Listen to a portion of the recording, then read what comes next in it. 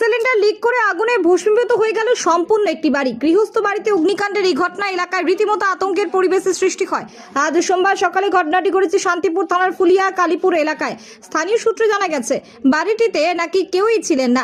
সকালে ওই বাড়ি থেকে ধোঁয়া বের হতে দেখে এলাকাবাসীরা বুঝতে পারেন হয়তো বাড়িতে আগুন লেগেছে, কিন্তু কিভাবে কি হলো না হলো তা বুঝে ওঠার আগেই এক নিমিষেই বাড়িতে ভয়াবহ আগুন লেগে যায়। সেই আগুনে বাড়িতে থাকা সমস্ত জিনিস পুড়ে একেবারে ছাই হয়ে যায়। খবর পেয়ে ঘটনাস্থলে পৌঁছায় দমকলের একটি ইঞ্জিন। আগুনের পরিস্থিতি নিয়ন্ত্রণে আনলেও বাড়িটি প্রায় নিশ্চিহ্ন হয়ে গেছে। দাদা কি হচ্ছে ঘটনা? আরে বাড়ি থেকে শুনতে পারলাম, এটা হলো কালীপুর, ফুলিয়া কালীপুর। বাড়িতে শুনতে পারলাম যে পাশে একটা বাড়িতে আগুন ধরে গেছে। তার সঙ্গে সঙ্গে উঠে এসে দমকলকে ফোন করা হলো। তা বিধ্বস্ত আগুন, সে আগুনটা নেবানোর পরিস্থিতি নেই। সাধারণ লোক সবাই জল দিচ্ছে, তাতেও নিচ্ছে না। বাধ্য হয়ে তখন ওই দমকল এসে নিয়ে পাড়া গলিতে, ওই গলিতে ঢুকতে পারে, আমাদের ছোট্ট একটা বিন্নি গলি, সেই গলিতে মানে দমকল ঢুকতে পারিনি। তারপর ওখান থেকে পাইপ সিস্টেম করে এসে দুখানা সিলিন্ডার আছে, সিলিন্ডার তো একটা বের করা হয়েছে, পরেরটা বের করানো হয়েছে। তো আপাতত মানে সবই তো শেষ। তো এই মুহূর্তে আগুনটা একটু নিবানো হয়েছে। কোনো ক্ষয়ক্ষতি?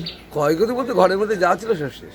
মানে কাগজপত্র, মানে কিছু টাকা পয়সা ছিল সবই শেষ। কোনো মানুষ আহত বা? না না না, শুনলাম যে ওর বউ ঘরে তালা মেরে মানে কোথায় যেন নীল পুজো, মানে বাবার বাড়িতে নীল পুজো করতে গেছে। বাড়িতে কেউ ছিলেন না তখন? না না না না, ওই মুহূর্তে ওর বই গেছে, মানে সন্ধ্যেবাতি দিয়ে যায় শুনলাম।